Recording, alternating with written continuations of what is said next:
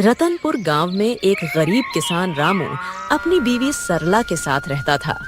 सुबह के वक्त मिट्टी के छोटे से घर में चूल्हा जल रहा था, जिस पर लोहे की कढ़ाई में थोड़ी सी सब्जी पक रही थी। अचानक दरवाजा खटखटाने की आवाज आती है। अरे इतनी सुबह सुबह कौन इतने जोर जोर से दरवाजा पीट रहा है?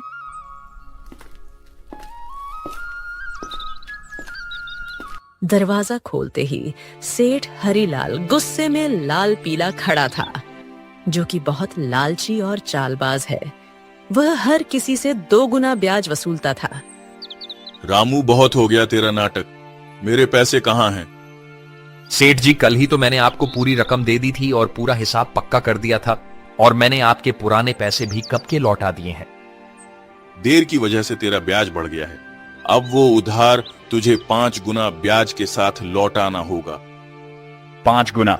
सेठ जी, ये तो अन्याय है। मैंने मेहनत करके ब्याज सहित पूरे पैसे चुका दिए हैं। मैं गरीब आदमी इतना भारी ब्याज कैसे दे सकता हूँ? ज्यादा जुबान मत चला। अगर पैसा नहीं दिया ना तो तेरे घर का ताला तोड़कर बर्तन कपड़ा सब उठा ले जाऊंगा। तेरी बैलगाड़ी भी बेच दूंगा। सेठ जी, गरीब का खून चूसकर आपको क्या मिलेगा? हमारे साथ ऐसा मत करिए। इतना ज्यादा ब्याज मैं नहीं दे पाऊंगा। पैसे तो तुझे देने ही पड़ेंगे। देख लूंगा मैं तुझे। याद रखना रामू, हरीलाल से पंगा लेना आसान नहीं है। सेठ रामू को धमकाते हुए चला जाता है, लेकिन जाते जाते अपने नौकर को कहता है, इस गरीब भिखारी की इतनी मजाल, मुझे ना बोलकर इसने गलती कर दी। इसे तो सबक सिखाना पड़ेगा ताकि गांव में बाकी गरीब भी डर में रहे। आप बताइए, ये जिंदगी कब बदलेगी? रोज रोज 2 वक्त की रोटी के लिए जूझना पड़ता है। कभी मन करता है घर की टूटी छत ठीक करवा दूं, तो कभी सोचती हूँ कि हमारे पास भी अच्छे कपड़े हों, लेकिन लगता है किस्मत ने हमें बस तंगी ही दी है।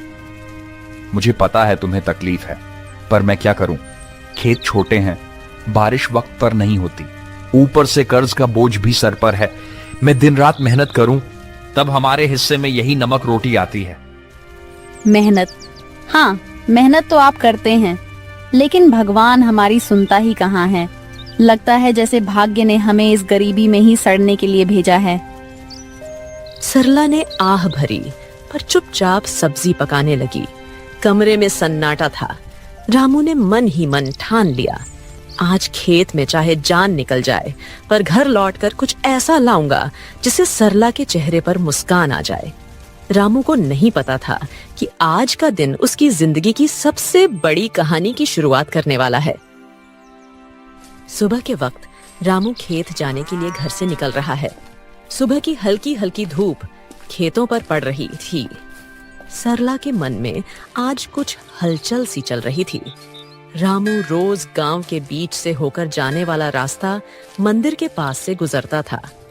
रामू रोज इसी रास्ते से जाता था, क्योंकि यही सबसे छोटा और आसान रास्ता था। मंदिर में उस वक्त बस पुजारी ही थे जो सफाई कर रहे थे। प्रणाम पंडित जी, कैसे हैं आप? तबीयत ठीक है ना आपकी? हाँ बेटा, सब अच्छा है। भगवान का आशीर्वाद तुझ पर हमेशा बना रहे। पुजारी से बात करके रामू अपने खेत की तरफ निकल जाता है। उसी शाम गांव का सबसे अमीर सेठ हरीलाल अपने नौकर के साथ बैठा था। वह बहुत लालची और चालाक था। उसके मन में एक खतरनाक योजना पनप रही थी। सेठ हरीलाल अपने बड़े से घर में खाट पर बैठा पान चबा रहा था। पास में उसका नौकर कालू खड़ा था। अरे कालू सुन, मंदिर के गहनों को देखकर मेरा जी ललचा गया है। कल रात मंदिर में जो सोने चांदी के गहने हैं ना, वो मेरे घर में होने चाहिए। गांव वाले मेरी इज्जत करते हैं, लेकिन पैसा और बढ़ाना है मुझे। सेठ जी, पर यह तो पाप का काम होगा। भगवान के घर से गहने चुराना अच्छा नहीं लगेगा। अरे मूर्ख, भगवान को क्या जरूरत है गहनों की? उनका क्या होगा इनसे? असली भगवान तो पैसा है, और पैसा इंसान के हाथ में अच्छा लगता है। पर गांव वाले अगर उनको पता चल गया तो? बस यही तो मजा है।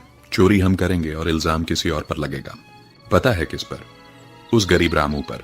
आज उसकी और उसकी बीवी की जुबान बहुत ज्यादा ही चल रही थी। रामू, वो तो रोज मंदिर के पास से ही अपने खेत के लिए जाता है ना? हाँ, हम इसी बात का फायदा उठाएंगे। सबको लगेगा कि उसी ने चोरी की। गांव वाले पहले ही उसे तिरछी नजरों से देखते हैं। बस आज रात ही हम अपना काम कर देंगे और सुबह हंगामा हो जाएगा। तू बस ये याद रख, कोई गलती नहीं होनी चाहिए। आधी रात को हम मंदिर में घुसेंगे, गहने उठाएंगे और अपने गोदाम में छुपा देंगे। सुबह मैं खुद शोर मचाऊंगा और रामू का नाम लूंगा।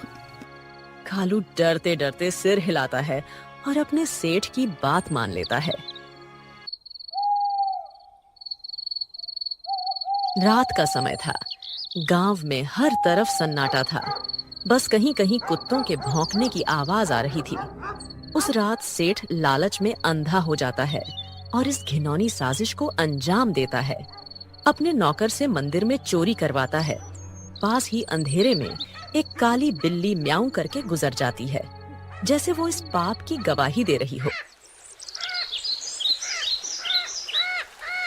अगली सुबह गांव के बीचों बीच मंदिर के सामने एक भीड़ इकट्ठी हो गई थी। हर कोई जोर जोर से बातें कर रहा था। माहौल में घबराहट और गुस्से की गूंज थी। अरे यह क्या हो गया? मंदिर के सारे सोने के गहने रातों रात गायब हो गए। इतना बड़ा अपशकुन, भगवान के गहने चुरा ले गया कोई। ये तो बहुत बुरी बात है। इसी बीच रामू रोज की तरह खेत की तरफ जाने के लिए उसी रास्ते से गुजर रहा था। भीड़ देखकर वो रुक गया और पास आ गया।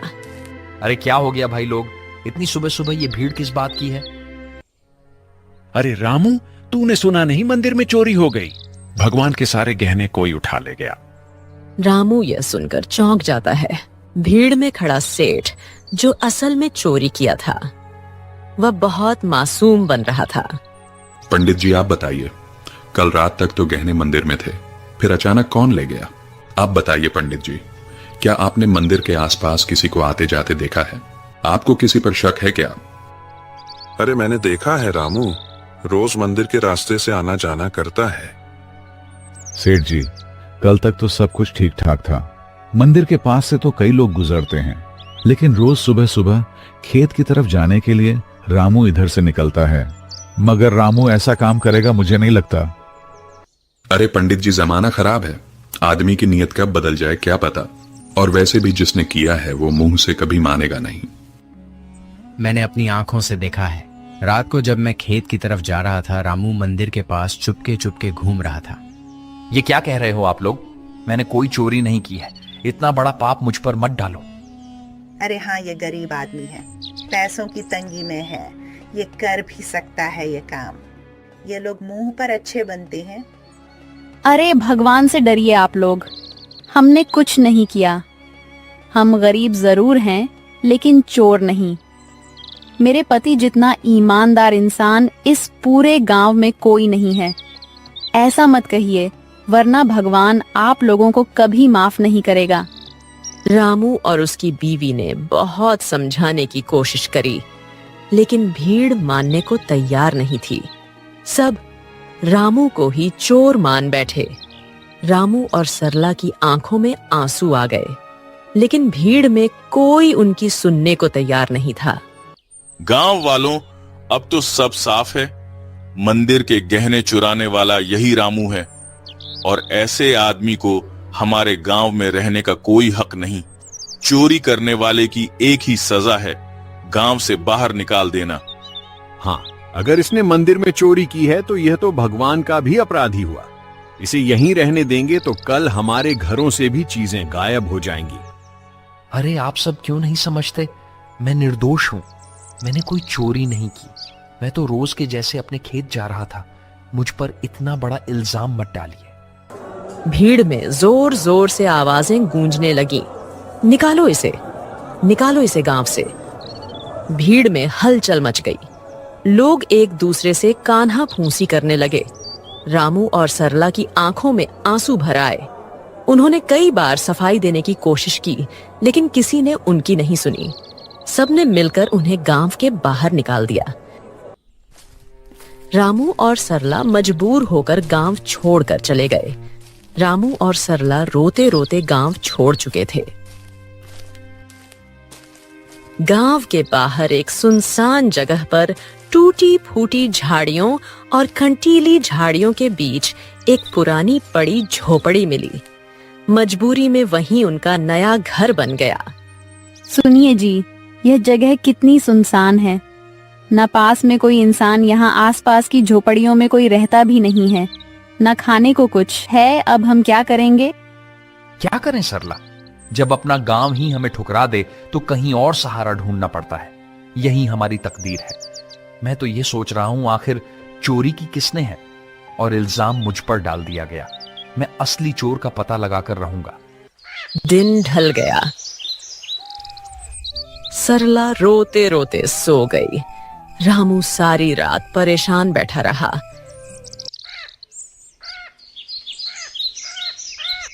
अगली सुबह जब रामू उठा तो उसने देखा कि सरला रो रो कर भूख से कमजोर हो गई है। सरला, तुम यहीं रहो, मैं कुछ खाने के लिए लाता हूं, फिर अपने खेत जाऊंगा दूसरे गांव से होते हुए। तुम दरवाजा अंदर से बंद करके आराम करो। इतना कहकर रामू जंगल की ओर चल गया।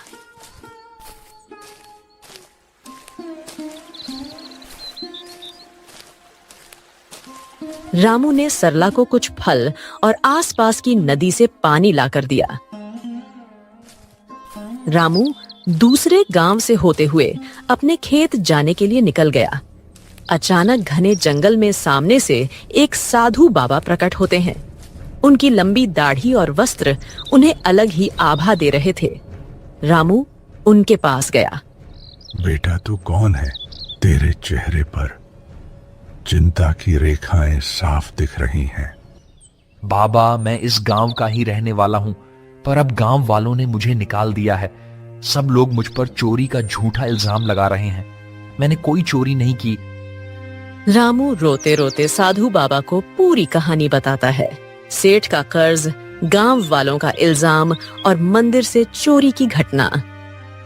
बेटा, तेरी आंखों में छल नहीं है।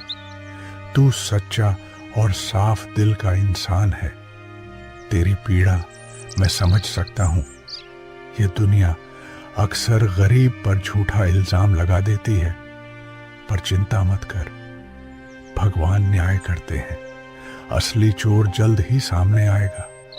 ये मेरा आशीर्वाद है। पर बाबा, कैसे? सब मुझे ही दोषी मान रहे हैं। गांव छोड़कर मैं और मेरी पत्नी यहां भूखे प्यासे पड़े हैं। कोई मेरी बात मानने को तैयार नहीं है। मैं कैसे साबित करूं कि मैं निर्दोष हूं? इस जंगल में एक श्रापित जानवर रहता है। उसने अपनी आंखों से असली चोर को देखा है। वही तुझे सच तक पहुंचने में मदद करेगा। पर ध्यान रहे, उस जानवर को ढूंढना आसान नहीं है। उसके पास जाना होगा, उसका विश्वास जीतना होगा, तभी वह तेरी मदद करेगा। श्रापित जानवर बाबा, वह कौन है? मैं उसे कैसे ढूंढूं? यहां जंगल में तो बहुत से जानवर हैं। वह एक श्रापित काली बिल्ली है। सच यह है कि उसकी आंखों ने वह दृश्य देखा है जो किसी और ने नहीं देखा। जा बेटा, उस जानवर को ढूंढ और उससे मदद मांग। वो बिल्ली तेरी जिंदगी बदल देगी। भगवान तेरा साथ देंगे। जा बेटा, सत्य की शक्ति तेरे साथ है। साधु बाबा रामू को आशीर्वाद देकर अचानक गायब हो गए। रामू समझ गया था कि यह भगवान की लीला है। रामू तुरंत ही बाबा के बताए अनुसार उस बिल्ली को ढूंढने के लिए निकल गया। जंगल का सन्नाटा, पत्तों की सरसराहट। रामू थका हारा, भूखा प्यासा, उम्मीद के सहारे इधर उधर भटक रहा था। उसने पूरा जंगल छान मारा, पर उसे वो काली बिल्ली कहीं नहीं मिली। दिन ढलने को आया। रामू अब निराश होकर अपनी झोपड़ी की तरफ जा रहा था। अचानक तभी उसकी नजर एक काली बिल्ली पर पड़ी। बिल्ली की चमकती आंखें दो अंगारों जैसी दिखाई दे रही थीं। ओ बिल्ली रानी, क्या तुम वही हो जिसके बारे में साधु बाबा ने कहा था? क्या तुमने उस रात देखा था? असली चोर कौन है? माँ, बिल्ली, क्या तुम मेरी मदद करोगी? मुझ पर झूठा इल्जाम लगाकर गांव से निकाल दिया गया है। क्या तुम सच जानती हो? मुझे बता दो, असली चोर कौन है? बिल्ली उसकी आंखों में देखती है। रामू का साफ दिल और अच्छी नीयत देखकर जैसे उसे सब समझ आ गया हो। अचानक बिल्ली की आंखों से एक अजीब सी चमक निकलती है और वह इंसानी आवाज में बोल उठती है। रामू, तुम्हारे साथ बहुत बड़ा अन्याय हुआ है। मंदिर के गहने तुमने नहीं चुराए। असली चोर तुम्हारे गांव का सेठ और उसका नौकर है। दोनों ने मिलकर मंदिर से गहने चुराए और चोरी का इल्जाम तुम्हारे सिर पर चढ़ा दिया ताकि कोई शक न करे। सेठ जानता था कि तुम गरीब हो, तुम्हारे पास कोई सबूत नहीं होगा, इसलिए उसने चालाकी से तुम्हें बलि का बकरा बना दिया। क्या गांव का सेठ, वही जो सबसे धर्म और दान की बातें करता है, और उसका नौकर भी तो यही सच्चाई है? गांव वालों ने मेरी ईमानदारी पर शक किया और असली अपराधी चैन से सो रहा है। मां बिल्ली, अब मैं क्या करूं? यह सच गांव वालों तक कैसे पहुंचाऊं? समय आने दो रामू, सच को कोई दबा नहीं सकता। मैं तुम्हारी मदद करूंगी। तुम मुझे कल गांव लेकर चलो। मैं वहां जाकर सबको सारी सच्चाई बताऊंगी और तुम्हें निर्दोष साबित करूंगी। रामू को बिल्ली की बातें सुनकर राहत मिलती है।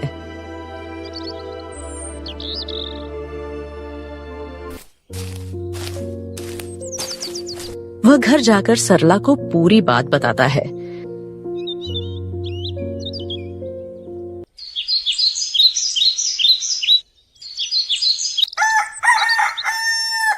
अगली सुबह रामू और सरला बिल्ली को लेकर गांव जाते हैं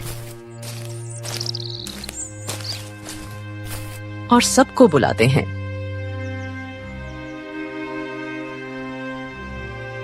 गांव वालों, आप सबने मुझे चोर बोलकर गांव से निकाल दिया था, पर असली चोर अभी भी गांव में ही बैठा है।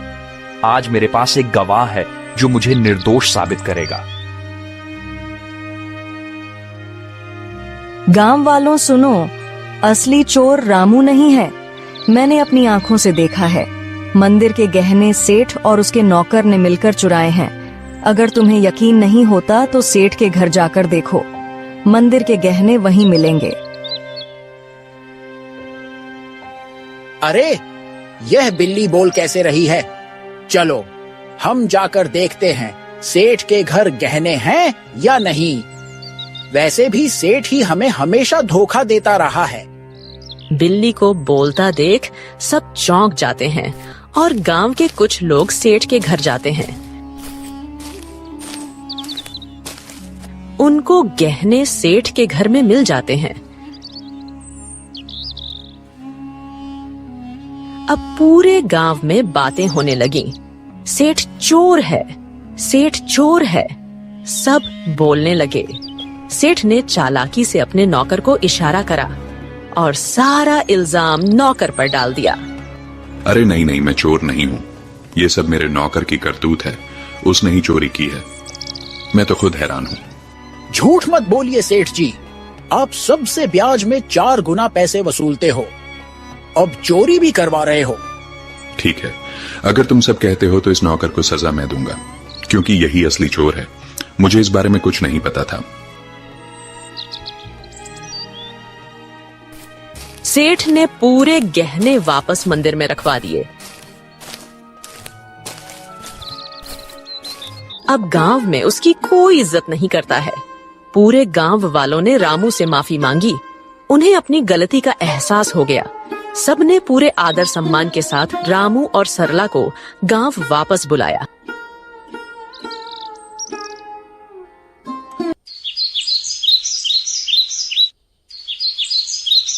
रामू और उसकी पत्नी सरला अब वापस अपने घर आ गए थे।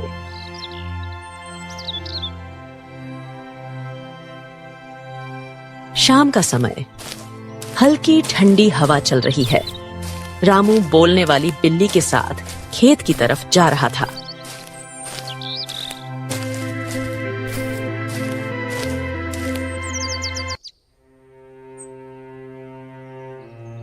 मां बिल्ली, आज अगर तुम ना होती तो मेरी जिंदगी बर्बाद हो जाती।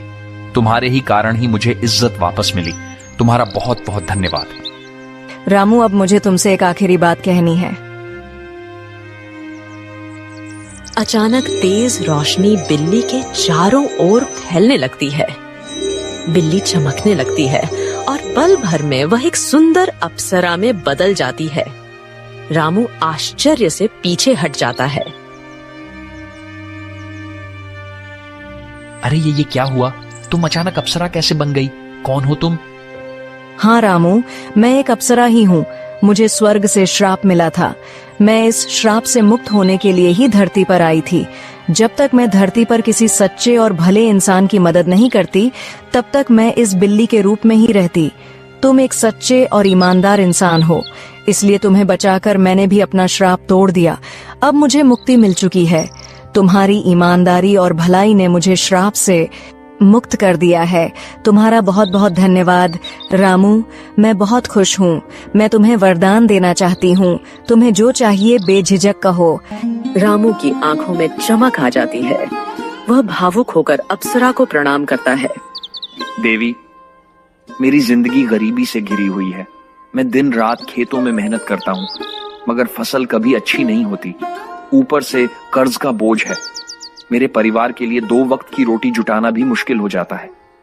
रामू, मैं तुम्हें वरदान देती हूँ। तुम्हारी परेशानी अब समाप्त होगी। जंगल के बीच में एक लाल फूल के पौधे के पास एक चमत्कारी फल का पेड़ है।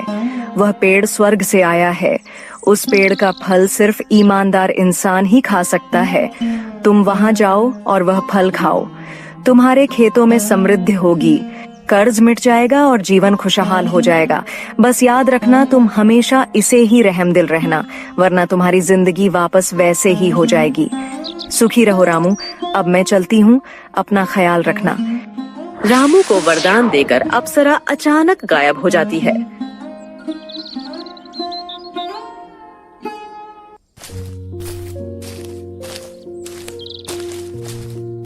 रामू जंगल में चारों तरफ उस चमत्कारी पेड़ को ढूंढता है। सूरज ढलने को होता है। थका हारा रामू अचानक लाल फूल के पौधे को देख लेता है।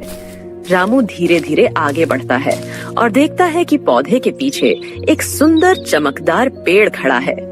पेड़ की टहनियों पर सुनहरे फल चमक रहे हैं। रामू श्रद्धा से पेड़ के पास जाता है। पेड़ देवता, मुझे अप्सरा ने आपके पास भेजा है। मैं गरीब किसान रामू हूँ। क्या मैं आपके फल खा सकता हूँ? अचानक पेड़ से आवाज आई। रामू, मुझे सब पता है। तुम सच्चे और भले इंसान हो, इसीलिए अप्सरा ने तुम्हें यहाँ तक पहुँचाया है। तुम मेरा एक फल खा लो, तुम्हारी सारी परेशानियां मिट जाएंगी और तुम्हारा जीवन खुशहाल हो जाएगा।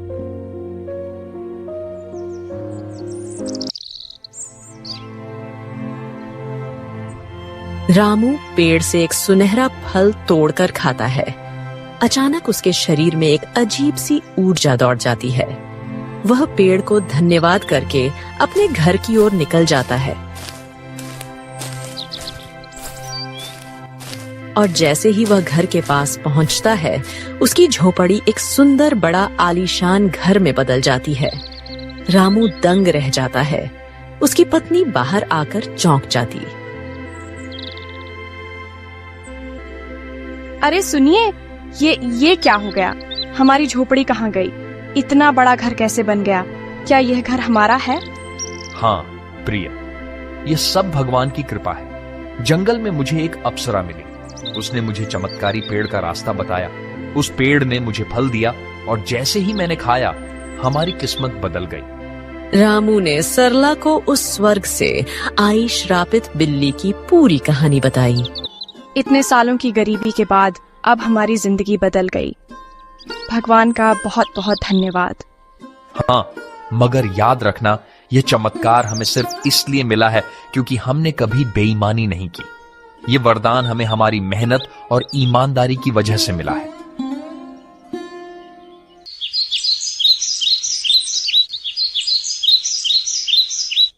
अब रामू और सरला अपने नए घर में खुशी से रहने लगे। पर रामू अब भी साधारण कपड़ों में ही रहता था। उसके अंदर जरा सा भी घमंड नहीं आया। उसने हमेशा उस अप्सरा की बात याद रखी। अब रामू गांव में सबकी मदद करने लगा। उसके घर में हमेशा अनाज भरा रहता था और मेहमानों के लिए दरवाजे खुले रहते थे। वह गांव के सारे जरूरतमंद लोगों को अनाज बांटता था। सारे गांव में रामू की बातें होने लगीं। हर कोई अब रामू की बहुत इज्जत करने लगा था। एक दिन गांव वालों को रामू की तारीफ करते सेठ हरिलाल ने सुन लिया। यह सब देख हरिलाल को जलन होने लगी। ये सब दिखावा है। कोई इतना अमीर अचानक कैसे हो सकता है? जरूर इसके पीछे कोई बड़ा राज है। अगर यह ऐसे ही अमीर होता रहा तो गांव में मेरी इज्जत तो मिट्टी में मिल जाएगी। अबे कालू सुन, तू जरा रामू पर नजर रख और पता कर कि इसके पास दौलत आने का असली राज्य क्या है। उसी दिन से सेठ का नौकर रामू पर नजर रखने लगा।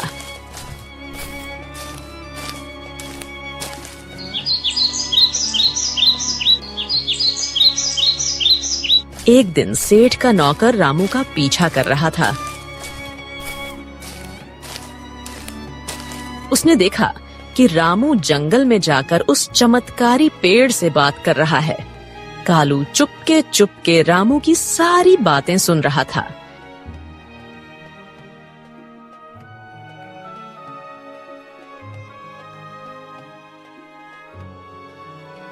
सेठ जी, मैंने सब देख लिया, सब पता कर लिया। रामू उस जंगल के बीच वाले पेड़ से बात कर रहा था। उसने उस पेड़ का फल खाया है, जिसकी वजह से उसकी गरीबी दूर हुई और वह अमीर बन गया। क्या सच में? तो चल अभी उसी पेड़ के पास चलते हैं। अगर रामू अमीर हो सकता है तो मैं क्यों नहीं? मैं तो उससे भी बड़ा अमीर बनूंगा।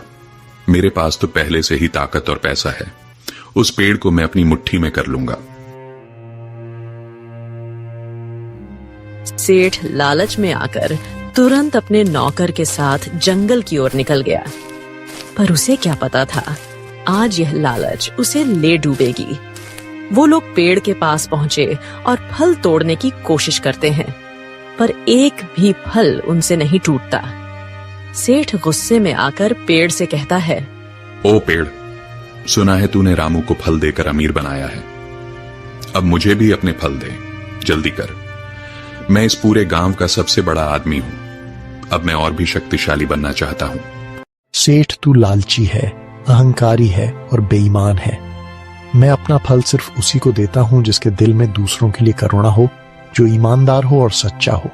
तेरे दिल में सिर्फ लालच और घमंड है, इसलिए तुझे कभी यह फल नहीं मिलेगा। क्या कहा? तू मुझे फल नहीं देगा? अरे मूर्ख पेड़, अगर तू मुझे फल नहीं देगा तो मैं तुझे जड़ से काट दूंगा। तेरे जैसे 1000 पेड़ मैं खरीद सकता हूं मैं। अब तू देख, तुझे काट कर मैं तेरे सारे फल ले लूंगा। अबे कालू, कुल्हाड़ी उठा और इसे काट डाल। गांव जाकर उस रामू को भी आज मैं खत्म कर दूंगा। कालू भाग कर जाता है और कुल्हाड़ी लेकर आता है। सेठ पेड़ को अपने पैर से मारने लगता है और उसका नौकर कुल्हाड़ी से पेड़ काटने की कोशिश करता है, लेकिन कुल्हाड़ी लगते ही चिंगारियों में निकलती है। अचानक आसमान से बिजली गिरने लगी और तेज हवा चलने लगी। ठहरो, तुम दोनों को अपने लालच और पाप का फल अब यही मिलेगा। तुम्हें दूसरों की मेहनत और भलाई से जलन थी, अब तुम्हें इसका परिणाम भुगतना होगा। अचानक पेड़ से एक चिंगारी निकलती है। सेठ और उसका नौकर वहीं जलकर राख हो जाते हैं। सच्चाई और ईमानदारी की राह चाहे कितनी भी कठिन क्यों ना हो, अंत में जीत हमेशा अच्छाई की ही होती है। लालच और बेईमानी इंसान को कभी सुख नहीं दे सकते। भगवान भी उसी का साथ देते हैं जिसका दिल साफ हो और जो दूसरों की मदद करता है। इसीलिए हमें हमेशा नेक रास्ते पर चलना चाहिए।